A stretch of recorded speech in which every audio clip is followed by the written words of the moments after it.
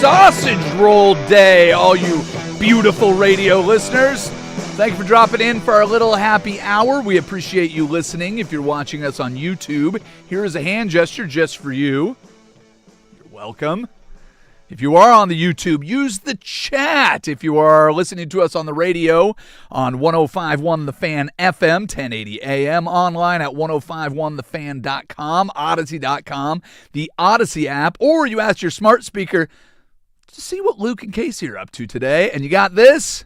Use the fan text line. It's 503-2GO-FAN. That's 503-864-6326. Use it. Use a text, use a chat, share your thoughts, ask questions, solicit advice, or answer me this, dear listeners. Anybody watch that hockey game last night? Lowercase, did you get any of the Carolina Hurricanes and Vegas Golden Knights on your television yesterday? Not on my television, but this morning I woke up to watching a man get hit in the face by a puck. That was not the part that I watched live. I tuned in for the third period. Vegas had a 2-0 lead. They were down 2 defensemen, including McNabb, who took a hockey puck to the grill and apparently was hospitalized after the game.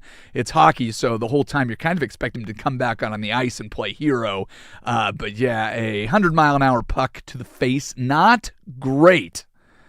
And coming out, I think I'm with most Blazers fans, where I have a little love for the Carolina Hurricanes. Let's see if Tom Dundon can get a championship. Hopefully that will calm some of the chaos around the new ownership group that we have here in Portland. All he's done since he's been in Carolina is win. That's the thing that we keep hearing. They've been in the postseason every year since Tom Dundon took over as owner.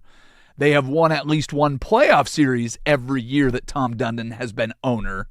Man, if they win a Stanley Cup going into the first year, that's one thing we know about Portland sports fans is when they see their owner win a championship with the other team that they own, that has to give you confidence in the Blazers, right? Right, Jody Allen? Isn't that what you... Anyways, I find myself rooting for the Hurricanes in this game because of the Blazers, and of course, they came back. They went in overtime. It was great. I'm not going to give you the big hockey breakdown because I don't think our fans need to hear that, especially from me, who is a very casual hockey fan. But I am not joking at one point, Casey. I am sitting on the couch. I find myself scooting further and further. It ends up, so it's 2-0 Golden Knights. Within a 2-minute stretch, about 8 minutes left in the game, it is tied 2-2 after 2 very quick goals. I guess that was 6 minutes. So at 8 minutes, they score their first goal. They come right back and score a second goal. There's this controversial review on a ridiculous save. Then the Hurricanes take the lead. Vegas ties it up. Ends up 3-3 going into overtime. I was so close to the edge of my seat that I actually kind of stopped and checked myself, and then during the intermission I literally had to make popcorn. I had no other action to take. So if you do not care about hockey, fine. If you care about it just a little bit and do not watch it a ton, I will suggest that you tune into these Stanley Cup Finals because the first game was great. The second game even better if possible, and now they're going to head back to Vegas for games 3 and 4. So very good entertainment. Game 1 of the NBA Finals was awesome. We have game 2 tonight, so I don't know what else you want. Every other night you can switch back and forth. So if you're complaining that we're starting to run out of the sports that you love because you're not a baseball fan, first of all, why are you listening to this show? Because we're probably going to talk a fair amount of baseball. But yeah, man, get with the Stanley Cup playoff. That's my recommendation to you, Casey. I know that you're probably using your nights off to probably spend time with your girlfriend and watch Love is Blind or whatever it is you guys watch. If you get a chance. It's the Love Island kick right now. Is that what it is? Sorry. I'm so sorry. My apologies. Love Island. Which one? Love is Blind is they're behind a wall. Different rooms. Okay, different rooms. And Love Island is just they're on an island. Just sluts on islands. Pretty much. All right. That's fair. Hey, kids, I want to let you know, and I'm not doing this to rub it in, but the 12th Annual Fan Golf Classic presented by Toyota is sold out. Foursomes in this year's tournament at Langdon Farms Golf Club went in record time. If you missed this year's event, just plan ahead for next year. That's all you have to do. The reason I'm telling this is I want to thank all of the sponsors for this year's tournaments. Victor Rico is back, bringing burritos pre-round. Matt's Barbecue will be feeding all of our golfers post-round. The hosts of the infamous sixth hole Angels Envy Bourbon, where all the hosts will be hanging out during the day. The Fan Golf Classic, presented by Toyota. It's also brought to you by Vulcan Design and Construction, Henderson and Daughter Windows and Doors, George McCoy at Warren Allen Attorneys at Law, Battery Exchange, Mastro Dobel Tequila, Laurelhurst Market, Steakhouse and Butcher Shop, Philbrook Law, 1-800-DIVORCE, Roto-Rooter, A Legal Mezcal, Pub Beer, cheap fun, Apex Golf Club, and Window Nation. We're looking forward to seeing all of our golfers out there on June 23rd for as much fun as you can possibly have on a golf course. How's your hype level for this basketball game we're going to see tonight? It's pretty up there. Yeah? I think I'm ready for it. I think just by if the game was played the exact same way in game one, but it was the Spurs that pulled ahead and one scored the last 11 points and won by double digits, I think we feel very different about this. I did see after game one, for the first time all season, your New York Knicks are the favorite to win the title. That's just math, right? You win game one, you're more likely to win the entire series. But that's the first time that they have been favored all year. Congratulations to them. I still think people are favoring the Spurs. I think most people are fully expecting Wembanyama and company to bounce back. As much as Knicks fans want to, chase down Spurs fans through the city, they're still headed to MSG for Game 3. It was a carnival in San Antonio. Whatever bank sponsors Frost Bank Center, I believe. Yeah, again, whatever bank sponsors their arena, fine. But, the whole spectacle, the whole circus around what's going on is going to amplify to an extra level.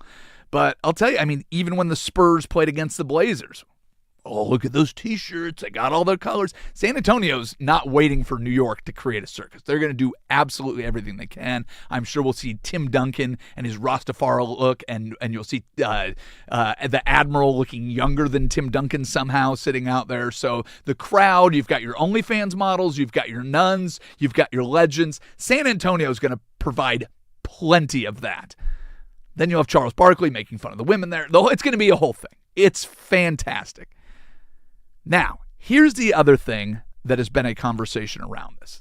I think a lot of people think that the Spurs are going to win, and then they're going to win often, and we will never have another champion in the NBA. I just want to point something out that happened last season, and that happened, I think, just yesterday.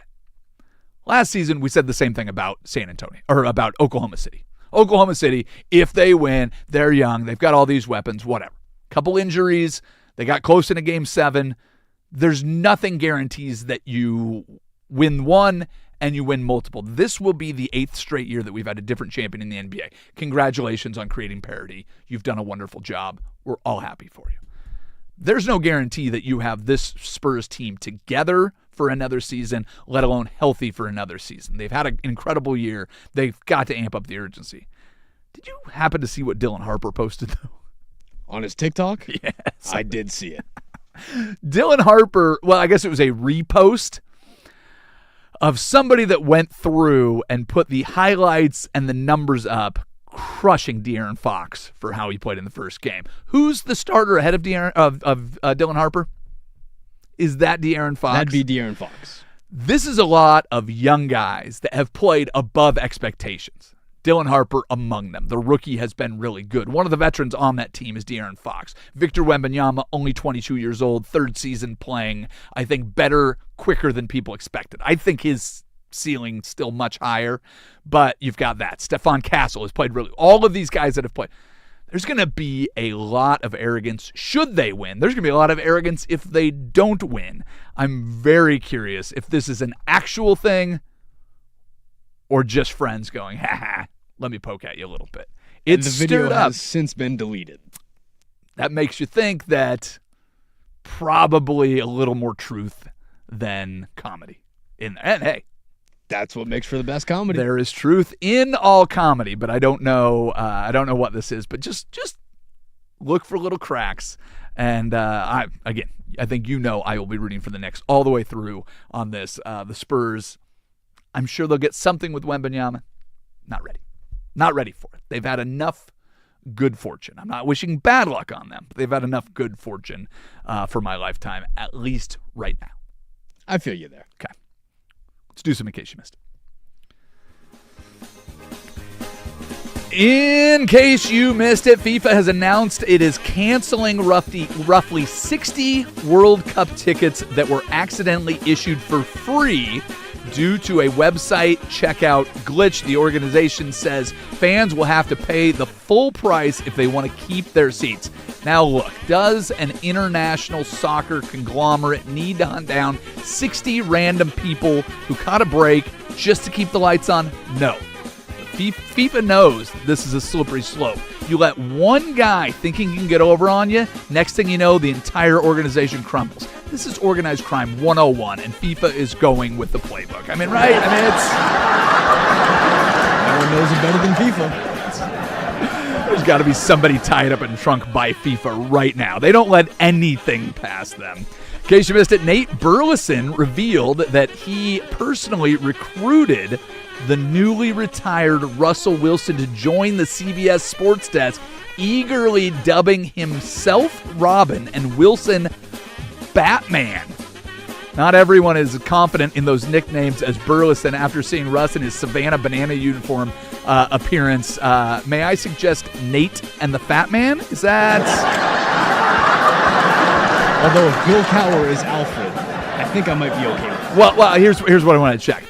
Do you get that reference? This is my only joke. Nate and the Fat Man. It's Jig and the Fat Man. Yeah, there you go. Okay, I just have to check on your 80s I got you. popular culture. That's what I wanted to see. Just wanted to see. Apparently, Burleson feels that Wilson's passion and authenticity will immediately make him a star analyst. Authenticity?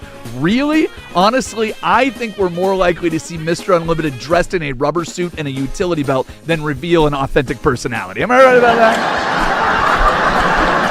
Kind of with you on the Bill Cowher as Alfred.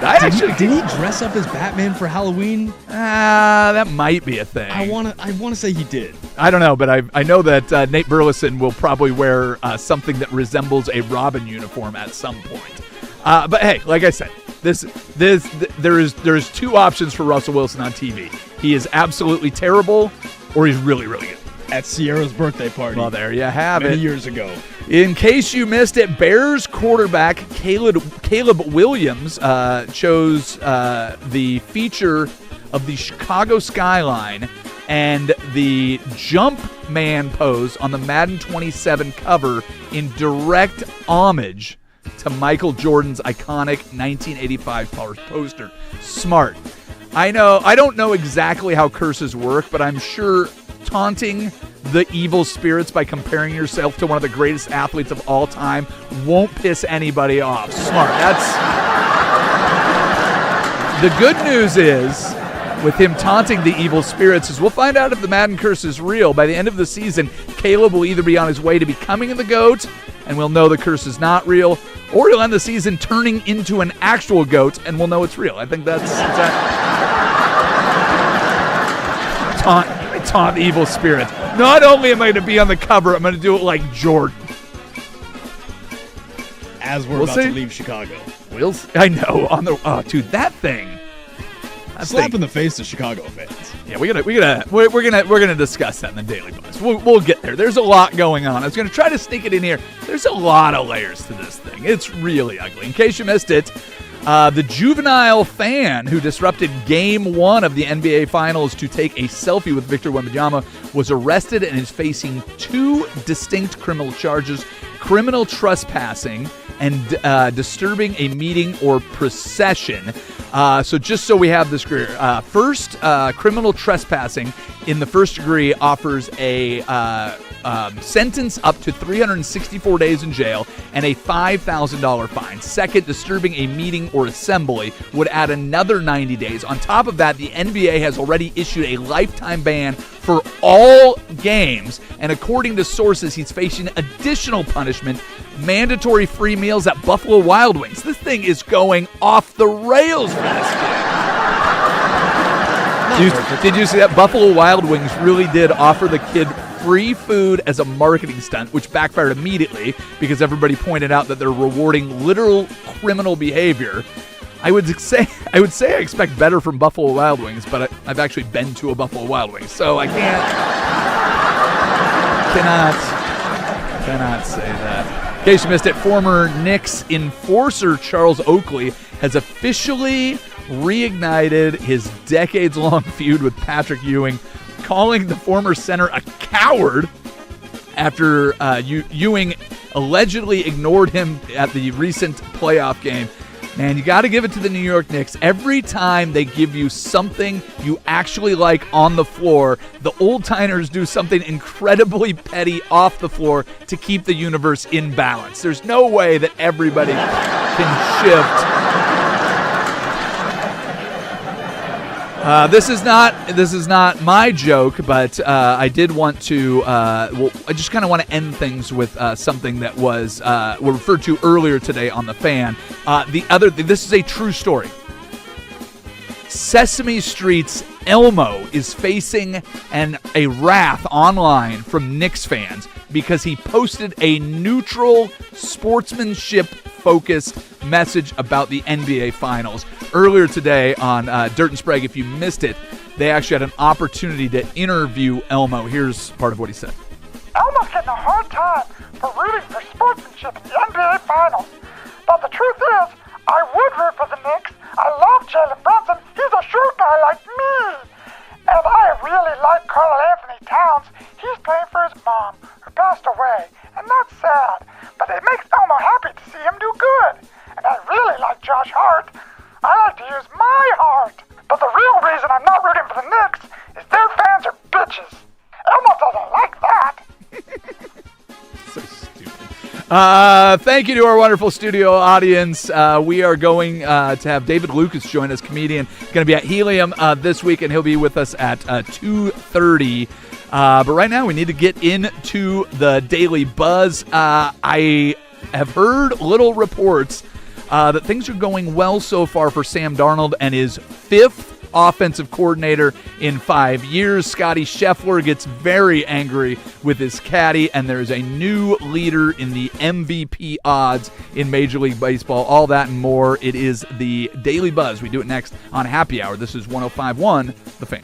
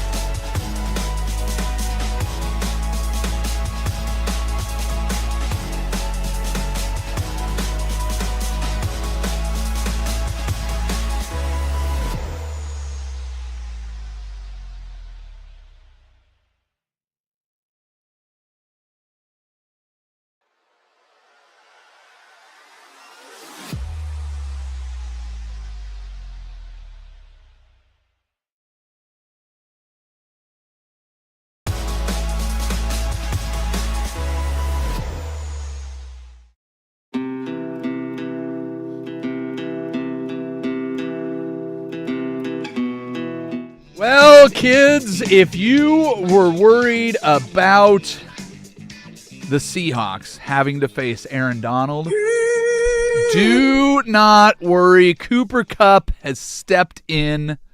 The former Ram and current Seahawks wide receiver said that he just texted Aaron and said, don't even think about it. So we're all good. We're all set. Don't worry about that. Cooper Kupp just told him not to go ahead and do that. That'll be fantastic. The Buzz. Elsewhere in Seahawks news, Sam Darnold trying to get along with new offensive coordinator. You know who their offensive coordinator is after Clint Kubiak left to go to the Las Vegas Raiders, Casey? I do not. It's a guy named Brian Fleury, and apparently rave reviews. This is the 5th offensive coordinator that Sam Darnold has had in as many seasons, but Fleury's a guy that he worked with in San Francisco, worked under the Shanahan tree. Apparently, they're getting along famously. But what got me, I didn't realize this has been 5 guys in 5 years that he's had to deal with. That, to me, sounds like one of the bigger challenges you have. But here's what I like about it. Just to give everybody that's interested in the Seahawks a little bit of breathing room. Mike Macdonald said after Clint Kubiak left, he said, hey, this is something that you expect. His goal is to make this team bulletproof on coordinator changes.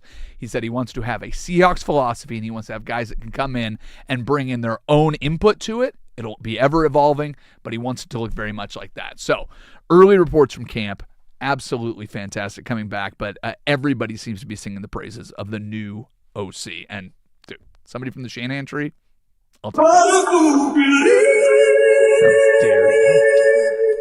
The Buzz. Right now, the San Francisco Giants are playing against the Chicago Cubs. It is a day game at Wrigley Field. What a beautiful setting for baseball. Does anything make the throwbacks or the City Edition uniforms look worse than getting beat 16-0 at home in the 6th inning? There is right now happening at the ballpark. Chicago Cubs fans are working on a stack of cups that seems to be taking up the entire bottom section of the stadium. That is how entertaining it is. I am watching the game here in the studio, and the only thing that they're showing to me is crowd shots because there is nothing going on in the baseball field. I don't know what happened to the Cubs. They got a win last night. I believe PCA had a nice little walk-off after another error. It is not going the right way for them. The Buzz.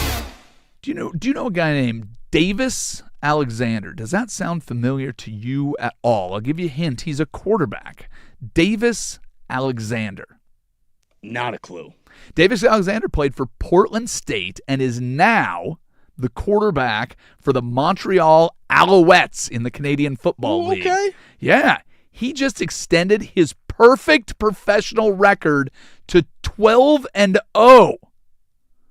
That is my complete breakdown of what's going on with the Montreal Alouettes and former Portland State quarterback. Got 2 hometown kids Davis who play for Alexander. the Alouettes. Who else plays for the Alouettes? Former Lake Oswego High School offensive lineman Tiger Shanks. He was drafted 5th in this last upcoming draft. How about that? Tiger Shanks and Davis Alexander lighting it up for the perfect season that's going on for the Alouettes. I don't know if it's the start of the season. I don't know what it is. But they have not lost a game. The farthest I've ever been thrown by a human being?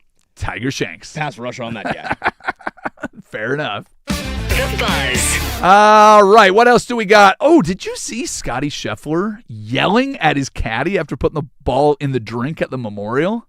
I did not.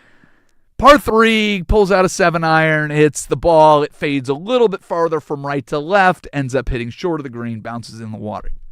He spent the entire walk down to the drop yelling at his caddy. It's inspired me to try something.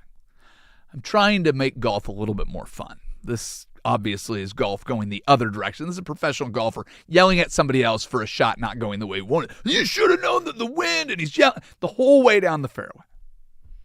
Instead of swearing on the golf course, I'm just going to try something. The guy's name is Ted Scott. If I hit a bad shot, I'm just going to go, Ted Scott! That's going to be my new thing. I think I'm going to try that. We'll see how it works. But yeah, go ahead and look. Scotty Scheffler. Channeling your inner Doc Brown. Keep one, little Doc Brown, but little Scotty Scheffler. I figure a combination of Doc Brown and Scotty Scheffler will do me some good. Scotty Scheffler is the best golfer in the world. He's the number one golfer in the world, so it's not me saying that. Everybody knows that he has not grabbed onto the idea of maybe I should try to be likable at all. Am I wrong about that? I think so a little bit. Okay. I mean, come on, Scotty. Really? You put the ball in the drink. Get over it. You're great. We love you. You're fantastic. Should have clubbed up. Get a person out. It's a wind. Do you know how frustrating this is? He's yelling at his caddy as he's walking down. I'm going to just try that. Next time you hit a bad shot, Ted Scott. That's what I'm going to do. The Buzz. Ooh, Mike, your boy, Aaron Judge, stress fracture in the ribs. Out 4 to 6 weeks. How are we feeling about that? It's a long way till September. They're already missing Giancarlo Stanton. They're already missing Max Fried.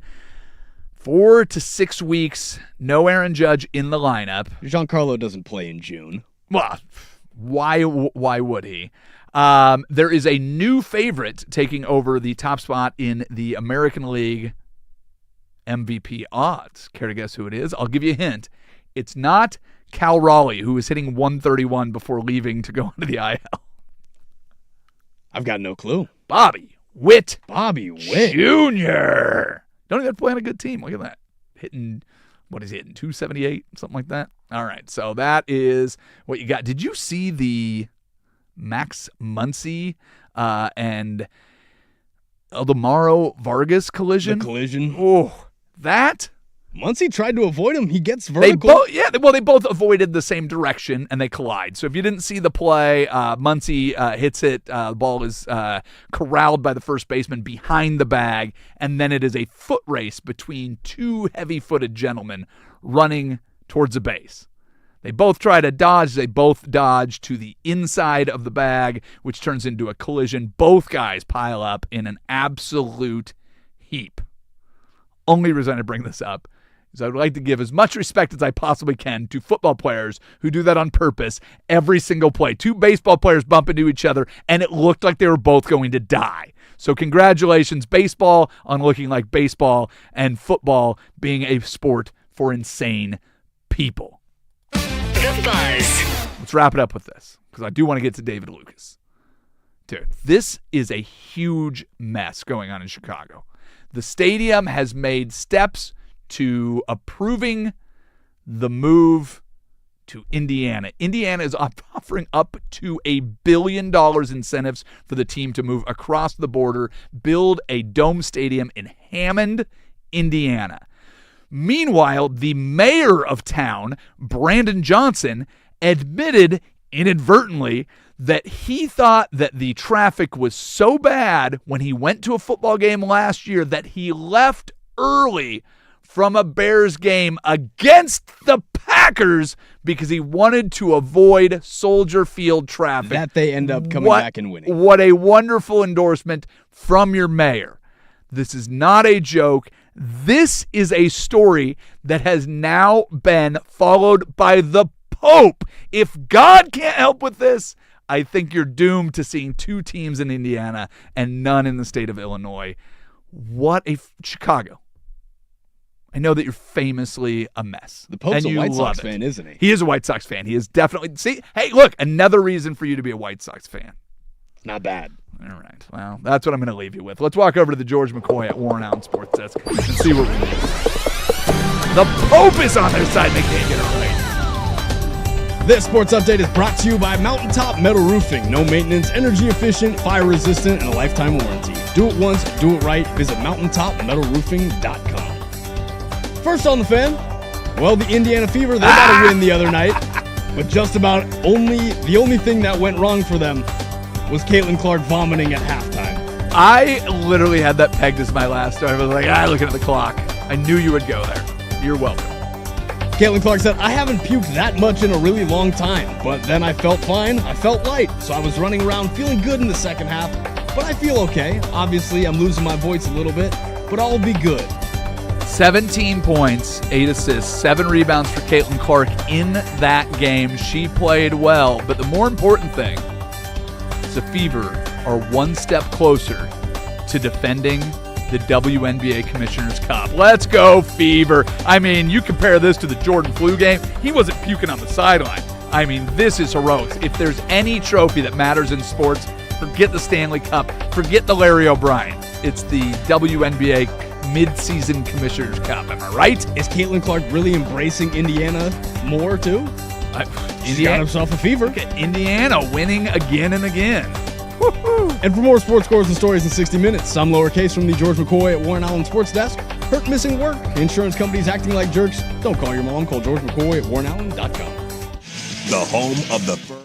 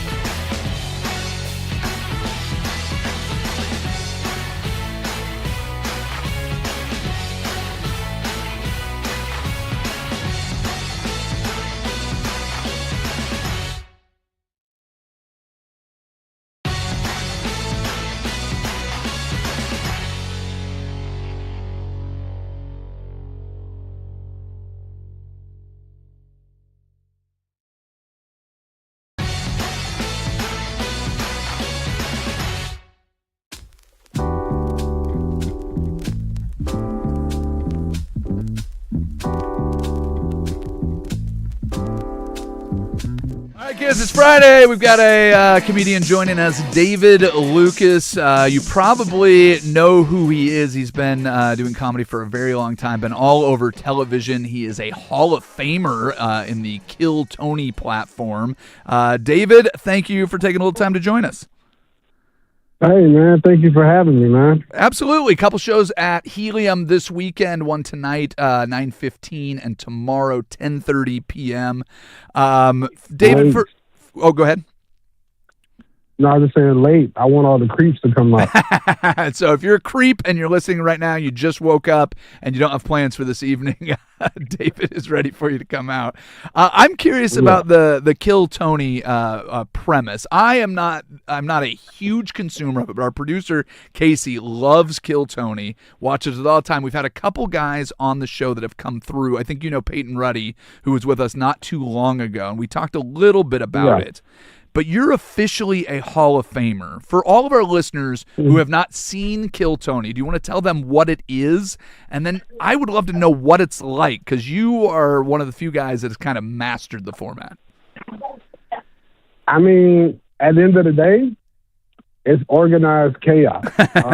Tony gives several comedians a chance to come on stage and do 60 seconds of prepared material, and then you have the interview that lasts about 5 to 7 minutes after that. So, I mean, it's kind of different because, like, sometimes when you see comedy, you're not really able to see a person's personality, but he actually gives you a platform where you can see their joke writing skills and also their personality.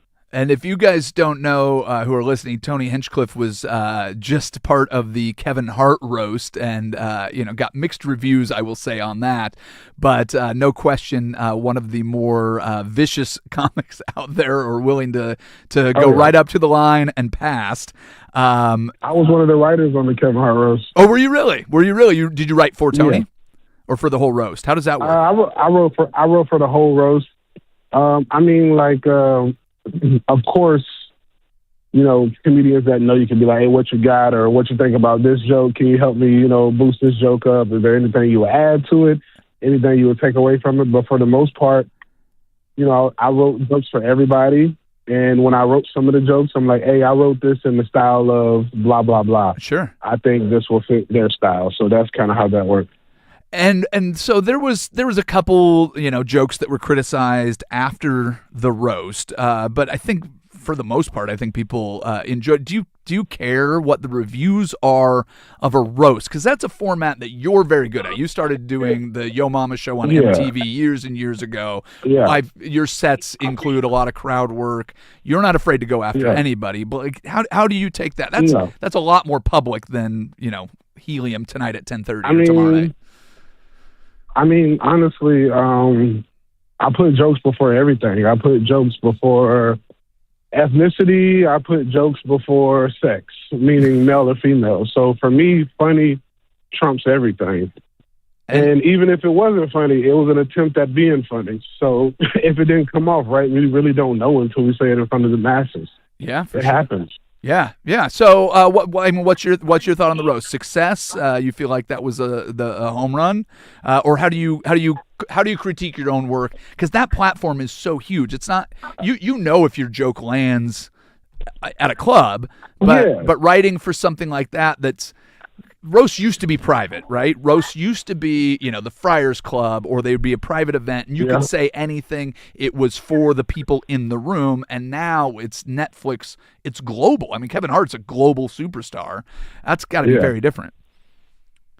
I mean, given the atmosphere of where we're at in this country, I think we should be doing more roasts. Okay.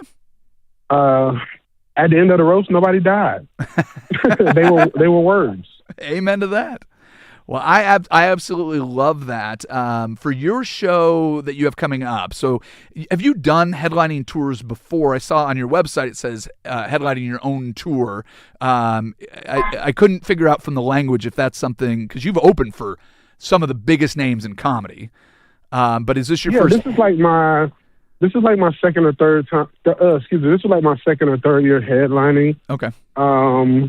Haven't been doing a lot of headlining stuff this year. I filmed a movie earlier this year, so that took like 4.5 months out of my life. Sure. And we got some other TV projects we're working on, so I'm able to put headlining stuff here and there, Yeah, fantastic. What's the movie that we should keep an eye out for, or any of the TV projects you want to plug? TV project doesn't have a name yet. It hasn't started filming. And the movie has had like 3 names. Like in the movie industry. Okay, so when we filmed the movie, they told us it was one name. It was Knuckles. Yeah. And then right after we finished filming, they're like Infidels. And then like a couple of weeks ago, I heard Run, Hide, Fight. So it's like, who knows what it'll, we'll probably know like, we'll probably know like the real name like 1 month before it come out. Speculate to come out in October, late fall. So we'll see, man. Like the movie industry is, people, they go and do edits and then they see like, oh, I like that. Well, they put it in front of a focus group and the focus group didn't like the name. Yeah. Exactly. So it's like, even me as the actor, and I was high up on the call sheet, I still don't know the name of the real, like I still don't know but it has Jonathan Majors in it. He's in the movie. So be looking out for that this fall. I'll post it all on my socials. All right. David Lucas, comedian, joining us. I mentioned that you've opened for some of the biggest names. I'm going to go through a few of these. Louis C.K., Joe Rogan, Bert Kreischer, Tony Hinchcliffe, D.L. Hughley. I mean, you've been doing this a long time. Going out on tour with these guys, is there a favorite comic that you've toured with, a favorite story, a favorite city? Like, you got to have some great stories from the road you can share. I mean, socially, I like being with Tony, Bert Kreischer, Rogan. Those are guys like, of course I want to be a headliner, but if I had to be a feature for the rest of my life, I wouldn't mind being a feature for those guys for the rest of my life, just because of how dope it is and like the camaraderie that we have. So what I will say about touring with Louis C.K., that was a lot of pressure because to me, I think he's the greatest living comedian alive. I love dark humor. That's my thing. Yeah. So when the first time I saw him, when I opened for him, I didn't feel like it was real. I was kind of starstruck. And then I was like, damn, I actually got a job to do here. I need to get my stuff together. So like, it was nerve wracking. And then the girl I was dating at the time said that he came out and watched me. And I was like, damn. And she's like, no, he was laughing the whole time. So like being with Louis C.K., bro, he taught me like the art of like just watching him is art. It's like watching Picasso paint, or it's like watching Rembrandt. It's like he has mastered stand-up comedy. He knows how to dictate words to make people laugh and feel a way when he wants them to feel a certain type of way. And I think some comedians have different goals, but that's one of my goals, to be able to be a master manipulator of words. Like I've seen him put himself in a hole just to see how quickly he can dig himself out. It's crazy. Like it's real crazy. Yeah. I know I'm known for being a roaster, and that kind of hurts my stand-up because like when people come to see me, they want me to roast the whole time. So like, yeah, when I'm doing stand-up, it's like, all right, I'm here to see my favorite band, but who's this opening band? You know what I'm saying? Yeah. So it's like, like sometimes I get an audience that's into it, and then like sometimes the audience, you can just tell they're just there. They want me to roast. That's it. Like my openers would be like, "Oh, they're tough." I'm like, "Dang, it's for real." Yeah. Well, I mean Portland's good. You like Portland? Yeah, Portland's good. I came to Portland maybe like 3-4 years ago, maybe something like that. Yeah. All right, we're talking with David Lucas, comedian at Helium this weekend. There is a 9:15 show tonight and a 10:30 show. If you just joined the interview, he is inviting all of the creeps to come out. So if you'd like to go out there, being a roasting comic, I did stand-up comedy. I'm a creep. I'm a weird. You're on sports radio. You don't need to sing any alternative hits to get across the airwaves here. You're all set, but. Beautiful singing voice. I'm glad that you chose stand-up comedy. I did stand-up for a long time, and roasting was always one of those things that I felt like people really wanted to kind of lead off with. There's certain comics that I think that's a way to do it. How do you balance the two? Because you mentioned it in there, and it's just got my brain kind of spinning with the idea. Like, if you go down that path, I mean, are there guys that show up to heckle, to be roasted, that want absolutely, 100%, yes. And have you grown to embrace that? It's still an annoyance. What? Give me your feelings on that. I mean, here's the thing, bro. Of course, we live in a day and age where comedians don't want to burn their real material. So 99% of the stuff that we're posting on social media is crowd work. Yep. So we have conditioned the crowd to come there and be disruptive because people love attention. People want to be on a YouTube video so that they can get drunk and play the video and show their friends, like, look, he roasted me when I was in such and such. So not only just that, crowds are conditioned for crowd work. People I'm known as a roaster. Yep. So it's like, yes, every show I have, there's at least 3 or 4 guys who've had some shots pregame and that come in to be a engineer of chaos. And it's like normally, very rarely, but normally when you hit them a few times, they shut up and enjoy the show. Very rarely do you have a guy who will continue to be a hindrance the whole show. Yeah. Yeah. Have you had to have people removed from your shows, or is that something you try to avoid at all cost? So I've been headlining like 2.5, 3 years. Maybe in my whole headlining career, I've kicked somebody out twice. Okay. Which can probably be a fault of mine because, like, you give them a little too much room. Yes, and it's like because, dude, it really only takes like 2 people to ruin a whole show. Like once they flip the audience, as have done stand up before, it's hard to get that room back. Yep. Yeah. So I maybe should, especially as I continue to grow and become more successful and, doing bigger venues and selling out comedy clubs. When you start doing a 500,000 seat place and you got 4 people who flip that whole room, now you got 900 eyes and ears of silence. And that can, that feeling on the inside. You're 10 minutes into your set out of a 45 or an hour and nobody's messing with you because you let it. That's a terrible If you want to run off stage, bro, I've been there. I was in Naples, California. Naples, Florida, and I had that recently, dude. So, normally, maybe I should get a little bit better at getting people kicked out, but normally I give people so many chances. Well, and I'm like, look, bro, I get it. Yeah. Well, you have taken the tight wire that is stand-up comedy and you've made it even thinner and lighter gauge by being a roaster, man. I have nothing but respect for you. I do love watching the videos. So if anybody in Portland listening right now wants to get on the video so they can get drunk and show their friends a YouTube video of David Lucas roasting them, the shows are tonight at 9:15, tomorrow at 10:30. Man, it was great talking to you. I really enjoyed it. Big fan. You too, bro. Absolutely. Yes, sir, bro. Portland, I can't wait to see y'all. I can't wait to come up there. Is it raining? Of course it's raining. Of course it's raining. But it's been really nice. Yesterday was gorgeous. Sunday is supposed to be real nice, but rain today and tomorrow just in time for your shows. Go to heliumcomedy.com if you want to check out tickets. David Lucas, appreciate you. Thanks, man. Thanks, buddy.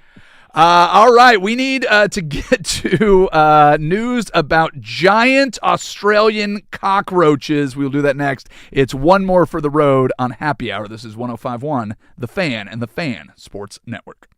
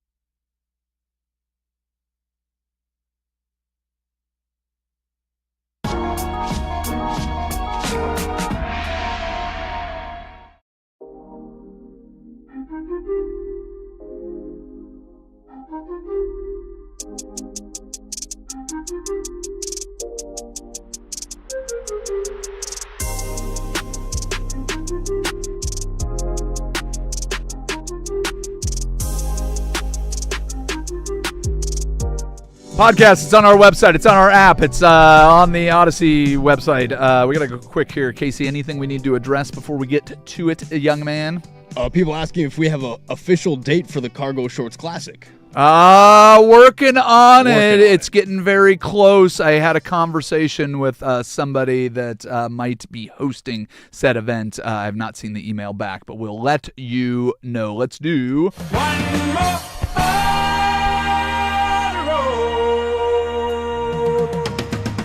Australian officials executed a record-breaking bust, confiscating over 100,000 giant, illegal Madagascar hissing cockroaches from a commercial breeder.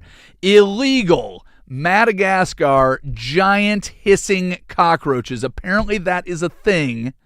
And they grow up to 3 inches. The insects are very popular for feeding to reptiles, but apparently very invasive. So just know that that is a thing that exists in the world, 3-inch cockroaches that will hiss at you. Better than the guy that was smuggling in them through the airport. Yeah, that was, hey, listen, I figured with that one we'd have to get bug things. Big thanks to David Lucas. Go check out his comedy. Really funny stuff online. You can get him at Helium tonight or tomorrow night. Thank you, Casey Smith. Thank you for everyone that listened. And, of course, thank you, Isaac Ropp. We're all done for now. Bye-bye. Come on.